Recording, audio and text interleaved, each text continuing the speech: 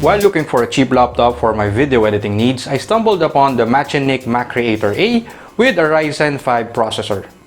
I've never heard about this brand before, and initial instinct was to go with known brands such as Lenovo, HP, or Dell.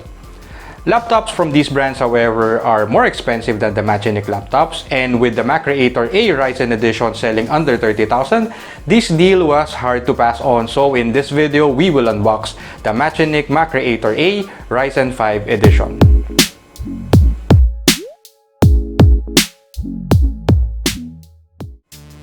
I ordered the laptop during the Lazada 5.5 Mega Brand Sale, and using a combination of vouchers, I got the laptop for around 29,000 pesos from a published price of around 34,000 pesos for the 256GB version. Tracking was not as complete as my previous purchases in Lazada, and I was surprised that the item already arrived early. Delivery took 10 days, which is earlier than the estimated delivery date of at least 14 days. Upon delivery, you'll get this huge box, and inside you'll have separate laptop box plus some freebies. Packaging is good and secure as I receive all the items with no damage whatsoever.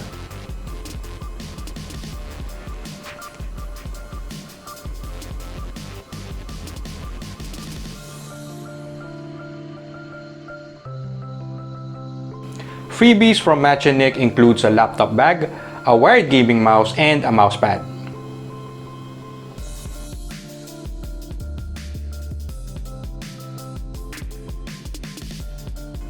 The laptop feels premium with the metal shell accented by the Machenike logo.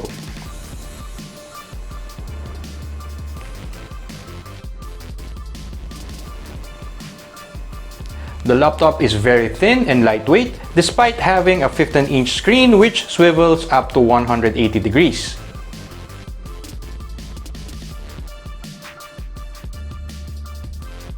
The keyboard has a full layout with arrow keys and a numpad.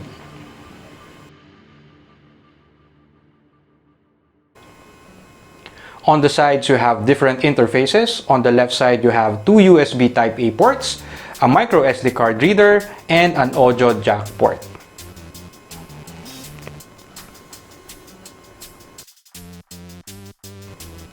The charging port is located on the right side of the laptop, together with the HDMI port, a USB Type-A port, and a USB Type-C port.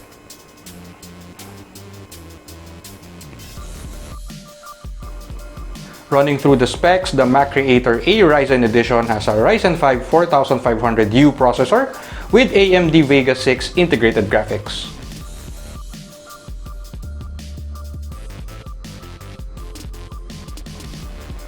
This version is not to be confused with the Machcreator A Intel edition, where the chip inside is a 10th generation i3 processor. The Intel edition is physically similar to the Ryzen edition, but it is more affordable at less than 24,000 pesos. The laptop already comes with an activated Windows 10 Pro, and with the very helpful customer service, I was able to get the free Office 365 as well. At this price point, a more affordable Ryzen 5 laptop is the MyBenben M543, which sells for around 28,000 pesos.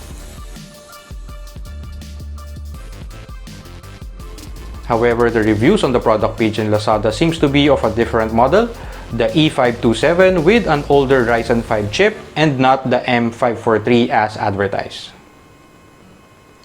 If you're not convinced with these lesser known brands and you have the extra cash, you can go for the Acer Swift 3 sporting the newest Ryzen 5 5500U chip, or if you really want to go below 30,000, another alternative is an HP laptop with an older version of the Ryzen 5, the 3500U, and a 1TB hard drive which is HDD and not SSD.